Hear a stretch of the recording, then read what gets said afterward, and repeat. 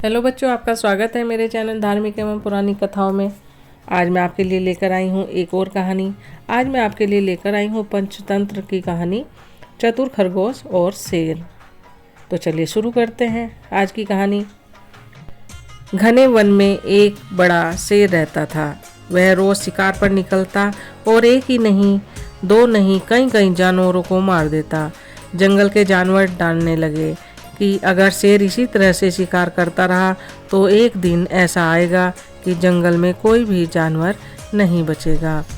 सारे जंगल में सनसनी फैल गई। शेर को रोकने के लिए कोई न कोई उपाय करना जरूरी था। एक दिन जंगल के सारे जानवर इकट्ठा हुए और इस प्रश्न पर विचार करने लगे। अंत में उन्होंने तय किया कि वे सब शेर के पास जाकर उनसे इस बारे में बात करेंगे। दूसरे दिन जानवरों का एक दल शेर के पास पहुंचा। उन्हें अपनी ओर आते देख शेर घबरा गया और उसने गरज कर पूछा, क्या बात है, तुम सब यहाँ क्यों आए हो? जानवर दल के नेता ने कहा, महाराज, हम आपके पास निवेदन करने आए हैं। आप राजा हैं और हम आपकी प्रजा। जब आप शिकार करने निकलते हैं तो बहुत जानवर मार डालते हैं, आप सबको खा जाते हैं। इस तरह से हमारी संख्या कम होती जा रही है। अगर ऐसा ही होता रहा तो कुछ दिनों में जंगल आपके सिवाय और कोई भी नहीं बचेगा। प्रजा बिना राजा भी कैसे रह सकता है?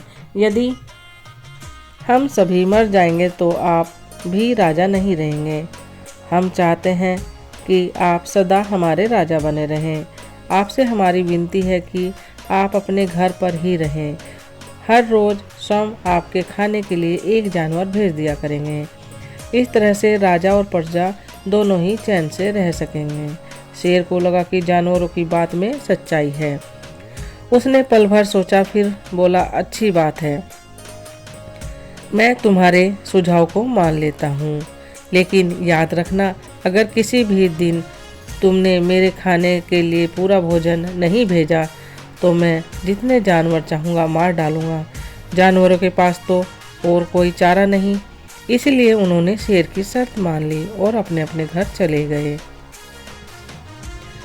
उस दिन से हर रोज़ शेर के खाने के लिए एक जानवर भेजा जाने लगा।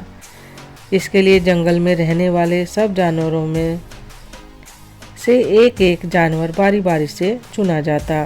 कुछ दिन बाद खरगोश की बारी भी आई। शेर के भोजन के लिए एक नन्हे से खरगोश को चुना गया। वह खरगोश जितना छोटा था उतना ही चतुर भी था। उसने सोचा, बेकार में शेर के हाथों मरना मूर्खता है। अपनी जान बचाने का कोई न कोई उपाय अवश्य करना चाहिए और हो सके तो कोई ऐसा तरीका ढूंढना चाहिए कि जिससे सभी को इस मुसीबत से सदा के लिए छुटकारा मिल जाए। आखिर उसने एक तरकीब सोच निकाली। खरगोश धीरे धीरे आराम से शेर के घर की ओर चल पड़ा। जब वह शेर के पास पहुंचा तो बहुत देर हो चुकी थी। भूख के मारे शेर का बुरा हाल हो रहा था। जब उसने सिर्फ एक छोटे से खरगोश को अपनी ओर आते देखा तो गुस्से से बौखला उठा और गरज कर बोला, किसने तुम्हें भेजा है? एक तो पिद्दी जैसे हो, दूसरे इतनी देर से आ रहे हो। जिन बेवकूफ़ों ने तुम्हें भेजा है मैं उन सब को ठीक करूँगा।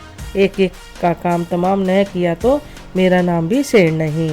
नन्हे खरगोश ने आदर से जमीन तक झुककर, महाराज, अगर आप कृपा करके मेरी बात सुन लें तो मुझे या और जानवरों को दोष नहीं देंगे। वे तो जानते थे कि एक छोटा सा खरगोश आपके भोजन के लिए पूरा नहीं पड़ेगा, इसीलिए उन्होंने 6 खरगोश भेजे थे। लेकिन रास्ते में हमें एक और शेर मिल गया। उसने 5 खरगोशों को मार कर खा लिया। यह सुनते ही शेर दहाड़ कर बोला, क्या कहा? दूसरा शेर कौन है वह? तुमने उसे कहाँ देखा? महाराज, वह तो बहुत ही बड़ा शेर है, खरगोश ने कहा। वह जमीन के अंदर बनी एक बड़ी गुफा में से निकला था। वह तो मुझे ही मारने जा रहा था, पर मैंने उससे कहा, सरकार, आपको पता नहीं कि आपने क्या अंधेर कर दिया। हम सब अपने महाराज के भोजन के लिए जा रहे थे, लेकिन आपने उनका सारा भोजन खा लिया।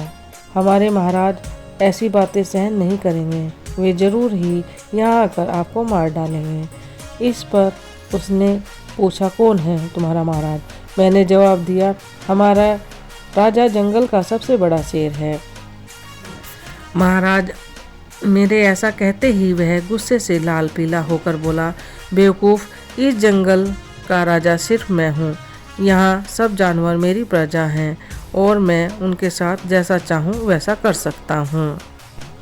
जिस मूर्ख को तुम अपना राजा कहते हो, उस चोर को मेरे सामने हाजिर करो, मैं बताऊंगा कि असली राजा कौन है। महाराज इतना कहकर उस शेर ने आपको लिवाने के लिए मुझे यहाँ भेज दिया। खरगोश की बात सुनकर शेर को बड़ा गुस्सा आया और वह बार बार गरजने लगा।